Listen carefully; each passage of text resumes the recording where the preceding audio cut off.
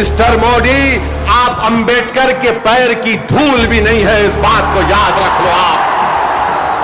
मेरे अजीज, जब तक हम दुनिया में जिंदा है कयामत नहीं आएगी। जिस दिन हम चले जाएंगे सूर फूका जाएगा, याद रखो। मोदी जी, आप शतरंज की चाल खेल रहे हैं, हम भी जानते हैं शतरंज कैसा खेलना सियासत में। आरएसएस वाले अगर तुमको खंधे पर लेकर गए कब्रिस्तान में, तो फिर अंदर जाने के बाद जब फरिश्ते पूछेंगे कौन है तेरा रब, तो तुम क्या मोदी बोलोगे या अल्लाह बोलोगे?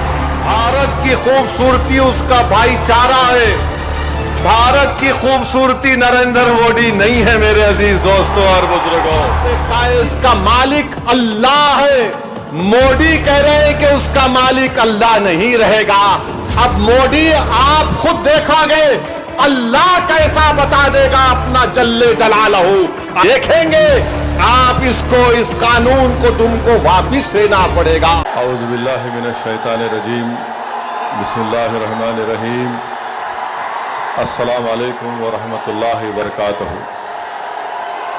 शह नशीन पर तशरीफ़ फरमा all India Muslim personal board के सदर हज़रत मौलाना खालिद सैफुल्लाह रहमानी साहब, जमीयतुल उलमा के मुफ्ती ज़ुबैर साहब, जमात इस्लामी हिंद के तेलंगाना के सदर, सुनने वाली मेरी इज़्ज़तदार माँ और बहनों, और मोहतरमा जलीसा यासीन सुल्ताना साहिबा जो all India Muslim personal law board के शुबे ख़वातीन के कन्वीनर हैं, मेरे अज़ीज़ दोस्तों और बुज़ुर्गों, मैं आपसे एक बात अर्ज़ करना चाहता हूँ कि हम पहले दो नारे लगाएंगे, आप और हम मिलकर दो नारे लगाएंगे, मगर जो मैं पहला नारा लगाऊंगा उसमें इस दारुस्सलाम के ग्राउंड से कोई उसका जवाब नहीं देगा। सुनिए, जो पहला नारा हम लगाएंगे, आप भाई साहब आप नारे लगाएंगे या सुन दें बात को? बैठिए, बैठो, बस करो, खैरिए।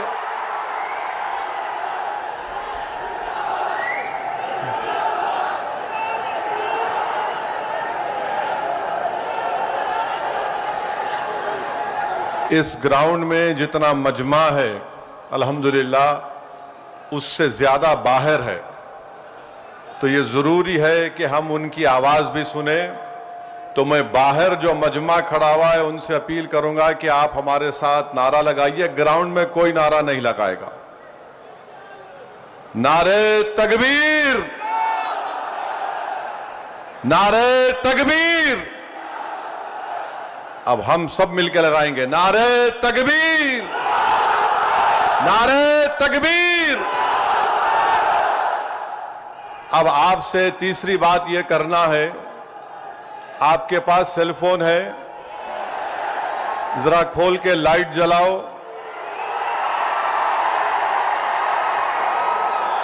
ताकि हमारे बीजेपी वालों की दिमाग की बत्ती जले। लाइट खोलो ताकि हम इस वक्फ कानून के खिलाफ पूरे मुल्क को पैगाम दे सके। हमारे खवातीन भी फोन की लाइट खोल सकते आप। जरा मीडिया वाले दिखाओ।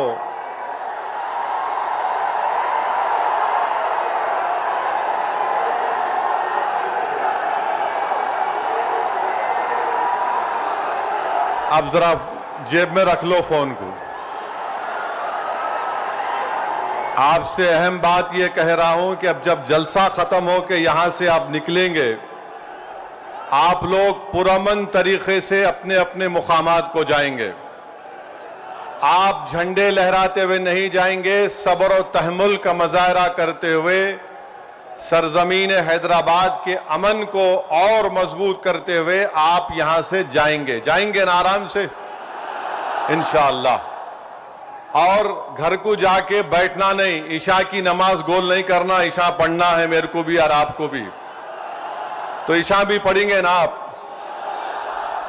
अब मसला ये है कि किसी शायर ने अच्छा कहा था, जब ज़मीर और ज़र्फ का सौदा हो दोस्तों, जब ज़मीर और ज़र्फ का सौदा हो दोस्तों, कायम रहो हुसैन के इनकार की तरह।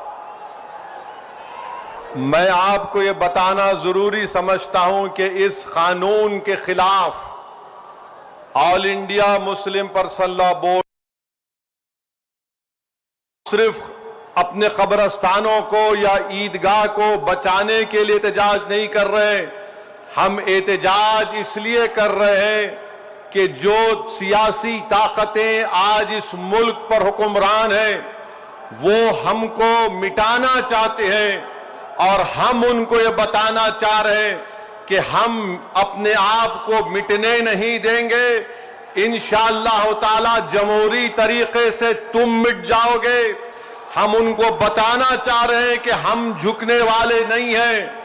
हम अंग्रेजों की 200 साल की गुलामी को कबूल नहीं किए, तो हम तुम्हारे इख्तिदार में तुम जो बैठे हो और तुम ऐसे कानून बना रहे हो जो हमारे आईन और संविधान के फंडामेंटल राइट के खिलाफ है। मैंने पार्लियामेंट में उस कानून को फाड़ा तो सिर्फ अपने तौर पर नहीं फाड़ा, बल्कि भारत के गयूर तमाम हिंदुस्तानियों की तरफ से उस कानून को फाड़ा, जो हिंदू भी है, मुसलमान भी है, सिख भी है, ईसाई भी है, जो आज भी इस मुल्क की खूबसूरती को पहचानते हैं। भारत की खूबसूरती उसका इत्तेहाद है, भारत की खूबसूरती उसका भाईचारा है। भारत की खूबसूरती नरेंद्र मोदी नहीं है मेरे अजीज दोस्तों और बुजुर्गों। भारत की खूबसूरती उसका भाईचारा है। भारत की खूबसूरती उसकी मस्जिद भी है, मंदिर भी है, दरगाहें भी है, खानकाएं भी है। और जो लोग इस भाईचारगी को खत्म करना चाहते हैं वो भारत को कमजोर कर रहे हैं। तो हमारा एहतजाज इसलिए भी है कि वो लोग जो हमको सफ़े हस्ती से मिटाना चाहते हैं, हम उनको पैगाम देना चाहते हैं कि हम मिटने वाले नहीं हैं। मैं बार बार कह चुका हूं, जब तक हम दुनिया में जिंदा है कयामत नहीं आएगी। जिस दिन हम चले जाएंगे सूर फूका जाएगा, याद रखो। और अगर बीजेपी ये समझ रही है कि उन्होंने 2014 में इख्तिदार पर आए तो पहले ट्रिपल तलाक का ऐसा कानून बनाया जो मुस्लिम खवातीन के खिलाफ बनाया, फिर उसके बाद उन्होंने CAA का कानून मजहब की बुनियाद पर बनाया, फिर उसके बाद उन्होंने UAPA के कानून को गंदे तरीके से उसको और ताकतवर बना दिया, फिर उसके बाद उन्होंने मजहब तब्दीली का कानून अपनी बीजेपी जहां पर इख्तिदार में रियासत में बनाया, फिर अब वो यूनिफॉर्म सिविल कोड बनाने की बात कर रहे हैं। 11 साल से नरेंद्र मोदी सिर्फ मुसलमानों की मजहबी शनाख्त पर हमला कर रहे हैं। 11 साल से नरेंद्र मोदी सिर्फ मुसलमानों की मस्जिदों को छीनने की कोशिश कर रहे हैं। 11 साल से नरेंद्र मोदी मुस्लिम खवातीन को ताकतवर बनाने के बजाय उनके सरों से हिजाब को छीन रहे हैं। 11 साल से नरेंद्र मोदी बुलडोजरों के जरिए सबसे ज्यादा दलित और मुसलमानों के घरों को तोड़ दिया। अब यूनिफॉर्म सिविल कोड के नाम पर हमारी शरीयत को हमसे छीनना चाहते हैं। वो शरीयत जो शरीयत एप्लीकेशन एक्ट 1937 है, जब संविधान बन रहा था तो बाबा साहेब अंबेडकर ने कहा था कि शरीयत एप्लीकेशन एक्ट बरकरार रहेगा, मगर आज नरेंद्र मोदी ये समझते हैं कि मैं बाबा साहेब अंबेडकर से बड़ा दूरअंदेश हूं। मिस्टर मोदी, आप अंबेडकर के पैर की धूल भी नहीं है, इस बात को याद रख लो आप मेरे अजीज दोस्तों और बुजुर्गों। और दूसरी बात यह, मैं आपसे कह रहा हूं कि अपने सफों में इत्तेहाद को मजबूत रखिए। ये लड़ाई जो आप और हम मिलकर अपने दीगर सेकुलर हिंदू भाइयों के साथ, सिख भाइयों के साथ लड़ रहे हैं। याद रखो, बीजेपी संघ परिवार हमारे सफों से बाज मीर जाफर, मीर सादिक को खड़ा करेगी। इनसे एहतियात करो। मगर आज मालूम हुआ कि जाफर पाशा में कश्फो करामात भी है। मुझे अभी किसी ने व्हाट्सएप पर भी जाया कि जो इस वफ़ की कानून की ताईद में आ रहे हैं, जो बड़ी बड़ी बातें करते हैं, ख्वाजा अजमेरी के आस्थाने से उनका ताल्लुक है, जाफर पाशा की तकरीर को लाइव बैठकर देख रहे थे। तो मालूम हुआ उनको भी बड़ा डर हो गया है कि अब हैदराबाद से एहतजाज बुलंद होगा। अरे जो तुम ख्वाजा अजमेरी के आस्थाने के जिम्मेदार हो ना, मैं पार्लियामेंट में इंशाअल्लाह ताला ख्वाजा एक्ट के तरमीम का एक बिल लाऊंगा और प्राइवेट मेंबर्स बिल लाकर कहूंगा कि तुम नहीं बनोगे, उसमें पसमानदा को किसी को बनाना पड़ेगा। तुम तायीद करोगे, मैं तो ला रहा हूं प्राइवेट मेंबर्स बिल आइंदा सेशन में, तुम देखना। अरे तुम लोग कितना गिर सकते हो, तुम कितना गिर सकते हो, कम से कम उस आस्थाने की निस्बत का तो लिहाज रख लो। तुम उस आस्थाने की निस्बत का तो लिहाज रख लो। और इस बात को भी याद रख लो कि जब तुम और हम इस दुनिया से जाएंगे तो आरएसएस वाले अगर तुमको खंदे पर लेकर गए कब्रिस्तान में, तो फिर अंदर जाने के बाद जब फरिश्ते पूछेंगे कौन है तेरा रब, तो तुम क्या मोदी बोलोगे या अल्लाह बोलोगे? देख लो इस बात को। हम तो अल्लाह ही बोलने वाले हैं और बोलते रहेंगे। अल्लाह ही हमारी मदद करेगा और अल्लाह ही इनको शिकस्त देगा इंशाअल्लाह ताला। हम तौहीद परस्त है और हमको फख्र है इस बात का कि रब्बे कायनात जिस चीज का मालिक अल्लाह है, मोदी कह रहे हैं कि उसका मालिक अल्लाह नहीं रहेगा। अब मोदी आप खुद देखोगे अल्लाह कैसा बता देगा अपना जल्ले जलालहू, आप देखेंगे। आप इसको, इस कानून को तुमको वापिस लेना पड़ेगा। जिस तरह हमारे किसान भाइयों ने हमको रास्ता दिखाया, हम उसी रास्ते पर एहतजाज करेंगे। जब तक कानून वापिस नहीं होगा, भारत में पुरअमन एहतजाज होगा। आप तैयार हैं एक लंबी जमहूरी लड़ाई लड़ने के लिए, या फिर कोका कोला की तरह उड़ के फिर ठंडे तो नहीं बैठ जाएंगे? क्या आप तैयार हैं एक जमहूरी एहतजाजी लड़ाई लड़ने के लिए? अगर आप तैयार हैं तो आप अपने आप से वादा कर लीजिए कि जब तक ये काला कानून वापिस नहीं होगा, हम एहतजाज करेंगे, हम पीछे नहीं हटेंगे, पुरअमन एहतजाज हमारा होगा। याद रखो मेरे अजीज दोस्तों और बुजुर्गों, हम अल्लाह जिस जमीन का, जिस जायदाद का मालिक है, उसकी हिफाजत के लिए आगे बढ़ रहे हैं। हम अल्लाह के घर की हिफाजत के लिए आगे बढ़ रहे हैं। हम औलिया अल्लाह के आस्थानों की हिफाजत के लिए आगे बढ़ रहे हैं। हम अपने ईदगाहों की हिफाजत के लिए आगे बढ़ रहे हैं। और याद रखो इंशाअल्लाह ताला अल्लाह हमारी इस कोशिशों को कबूल करेगा, अल्लाह हमारे इस ईसार को कबूल करेगा। हम जो कुछ भी कर रहे हैं एहतजाज होगा, उसमें हिस्सा लीजिए, उसको कामयाब करिए। ये कोई सियासी पार्टी का एहतजाज नहीं है, ये इलेक्शन के वोटों को बटोरने का एहतजाज नहीं है। जिस चीज का मालिक है उसकी हिफाजत करने के लिए एहतजाज हो रहा है।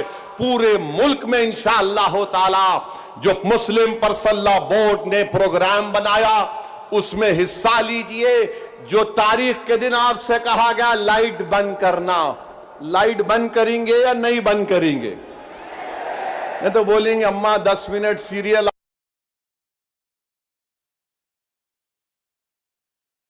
होना है।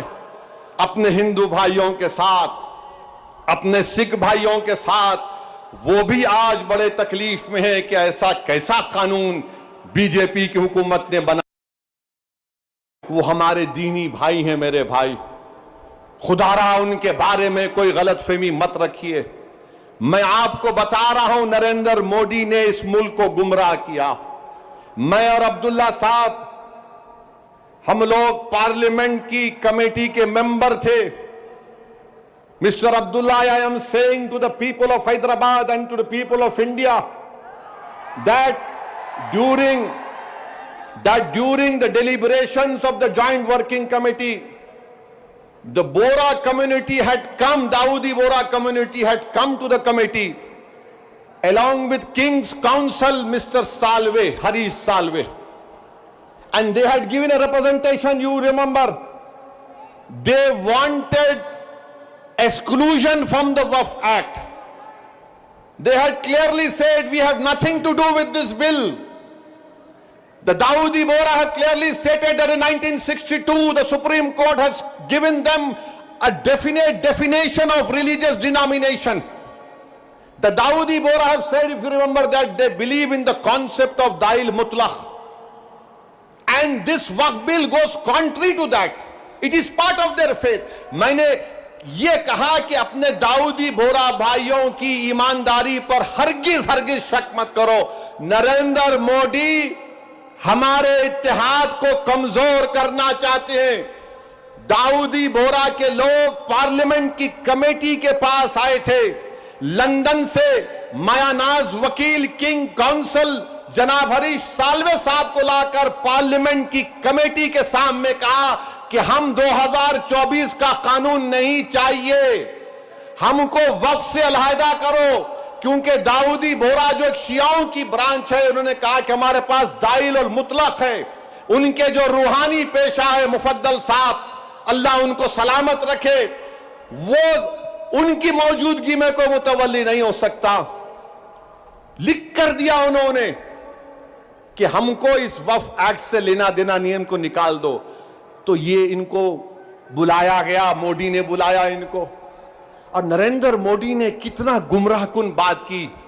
बैठ के कहा कि मैंने 3 साल पहले ये बिल बना दिया, आप लोगों को नहीं मालूम होगा, मैंने भिजा दिया आपको और कहा कि कॉमा फुल स्टॉप लिख दो।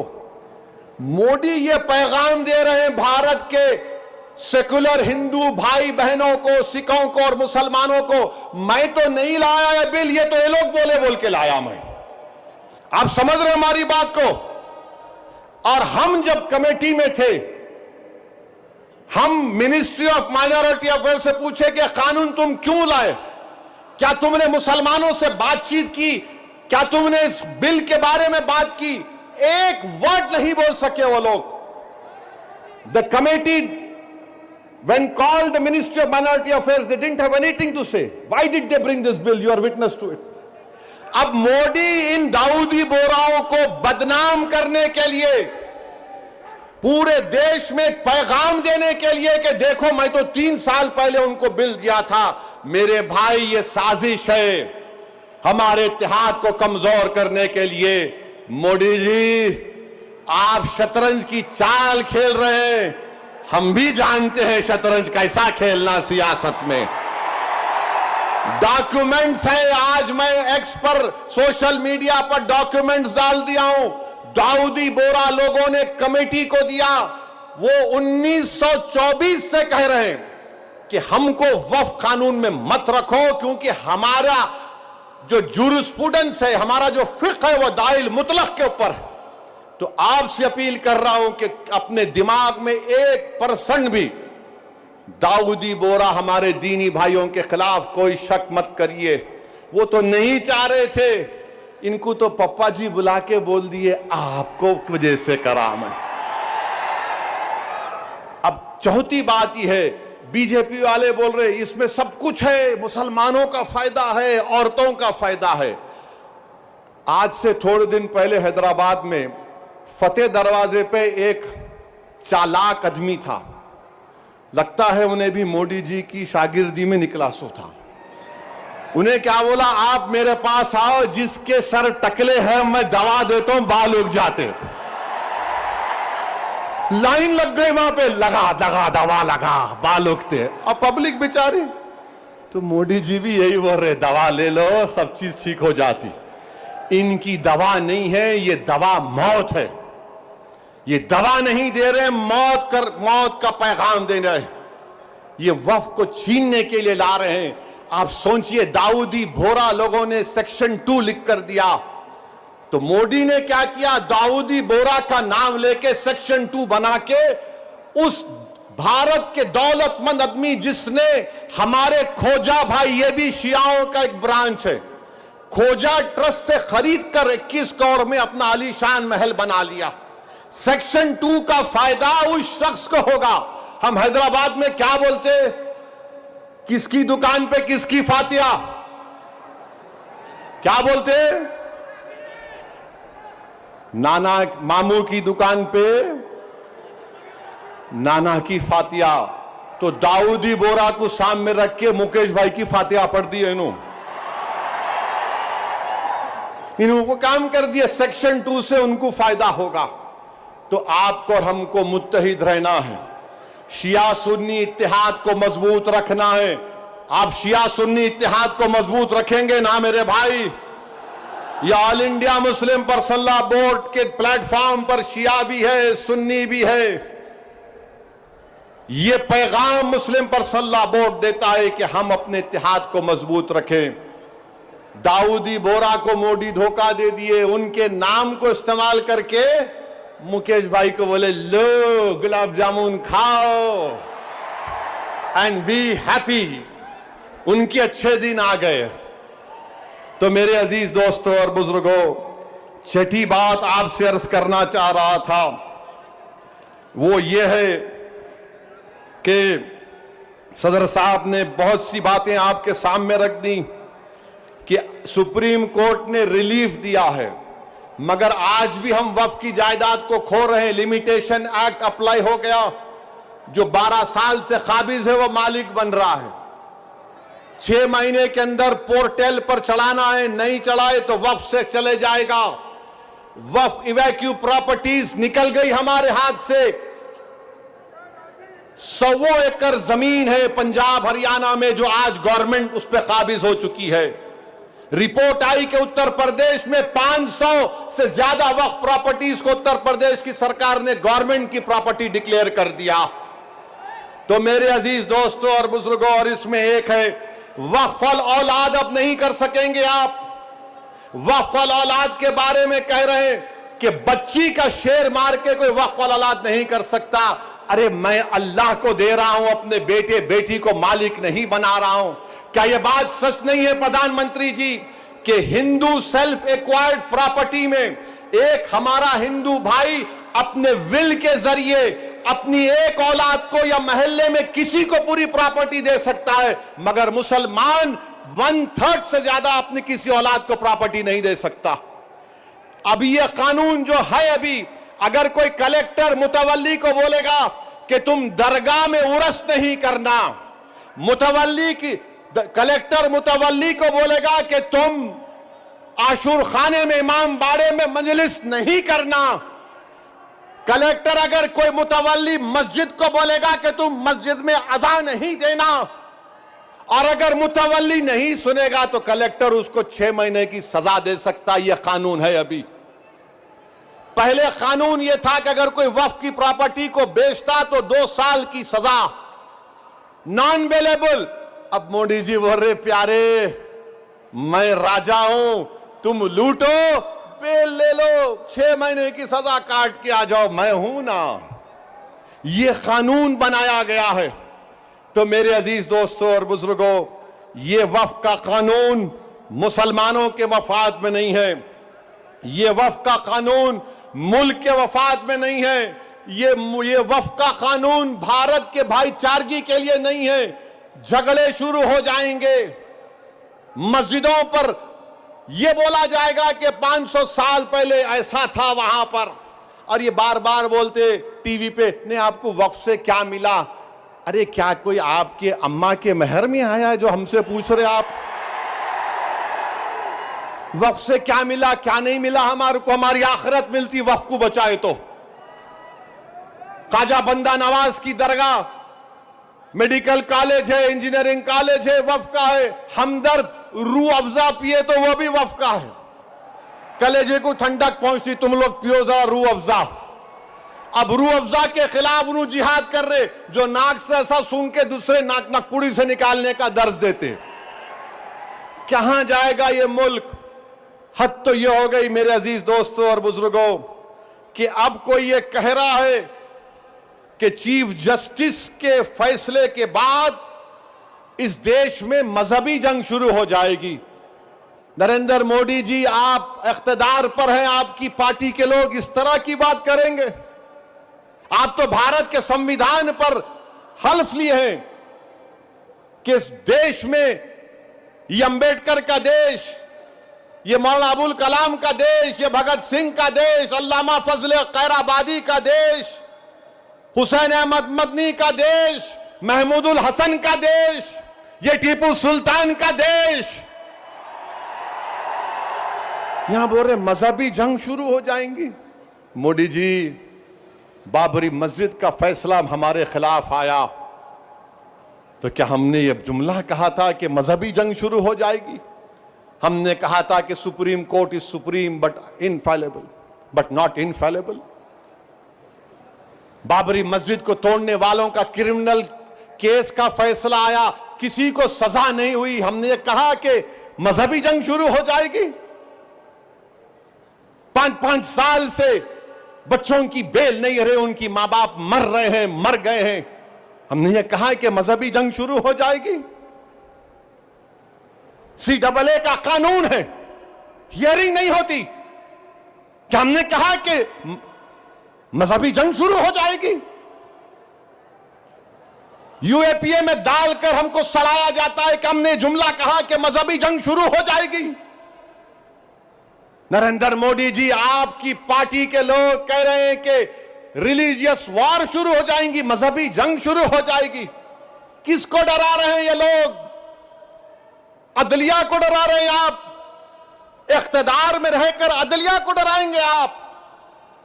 आपके हक में फैसला आया तो आपके मुंह में लड्डू फूटते हैं और आप रिलीजियस वॉर शुरू हो जाएंगी। यही फर्क है हम भारत के उन मुहिबान भारत में जिसमें हिंदू मुसलमान भी है। हम जब हमारी मर्जी के खिलाफ भी फैसला आता है हम उसको कबूल करते हैं। इसलिए कबूल करते हैं कि हम कॉन्स्टिट्यूशनल मोरालिटी को मानने वाले हैं और ये संघ परिवार के लोग एंटी कॉन्स्टिट्यूशन के लोग हैं। ये संविधान को तो मानते मगर उसको सब्सक्राइब नहीं करते हैं। ये फर्क है भारत के असली नागरिक में और उन लोगों में जो नेशनलिज्म के झूठे दावे करते हैं और कहते हैं कि रिलीजियस वॉर, जो कहते हैं कि अगर कोर्ट कानून बनाएगा तो पार्लियामेंट को बंद कर दो। अरे अगर तुम पार्लियामेंट में बैठकर अपनी अददी ताकत की बुनियाद पर मुझे मिटाने का कानून संविधान के खिलाफ बनाओगे तो मेरे पास चारा क्या बचता है कि मैं अवाम में जाऊंगा और फिर कोर्ट को जाऊंगा।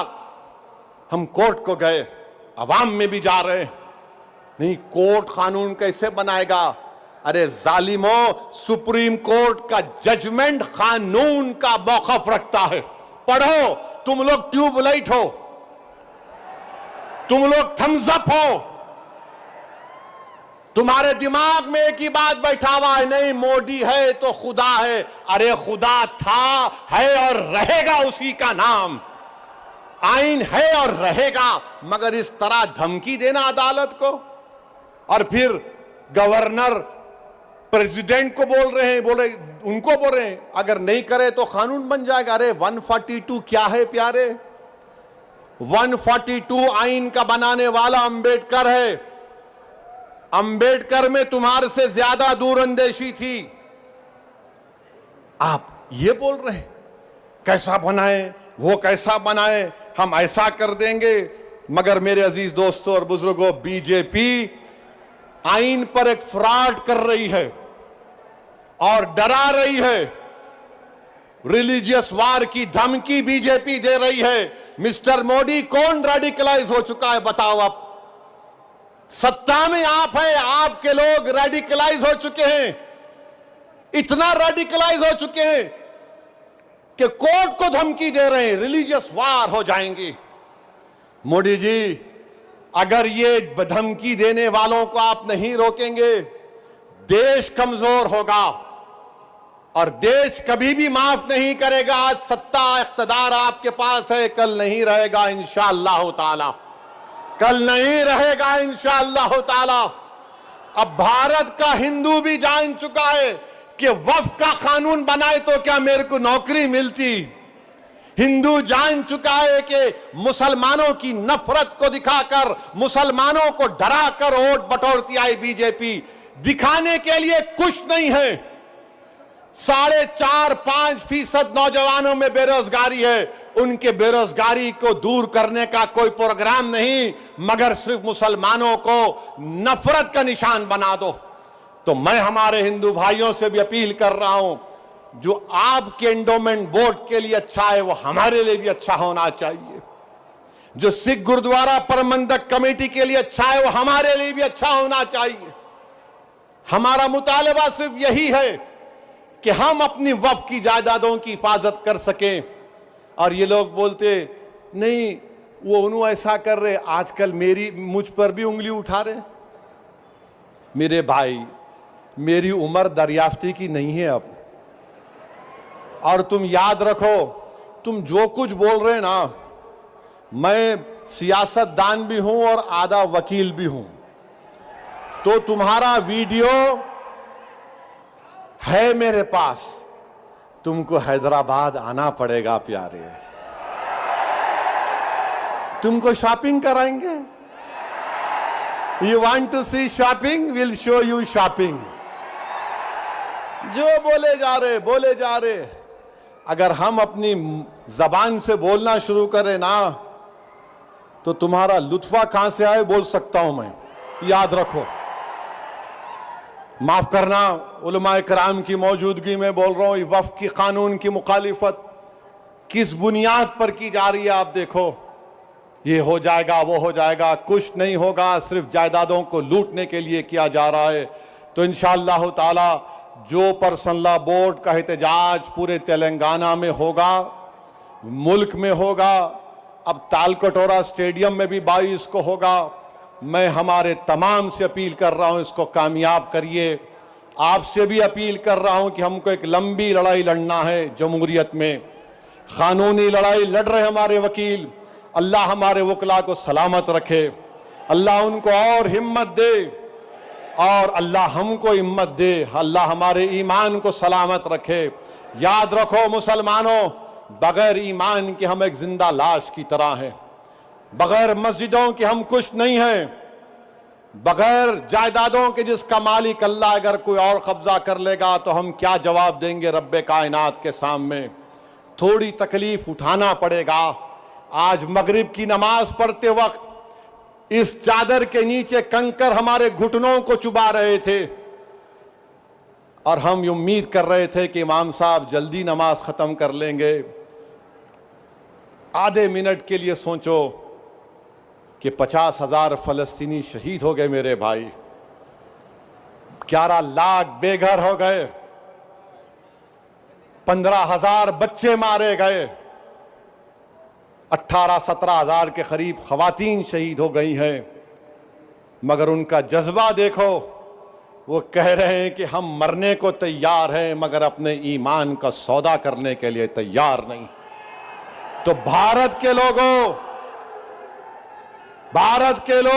तुमको मजलूमों से आवाज आ रही है कि हक की कामयाबी के लिए, बातिल को शिकस्त देने के लिए हम 75 साल से अपनी नस्लों को कुर्बान कर दिए। तुमने और हमने नजारे देखे कि एक मां कह रही है अपने बेटे के कफन के सामने, कह रही है कि रसूल अल्लाह सल्लल्लाहु अलैहि वसल्लम, मैं अपने बेटे को आपके पास रवाना कर रही हूं।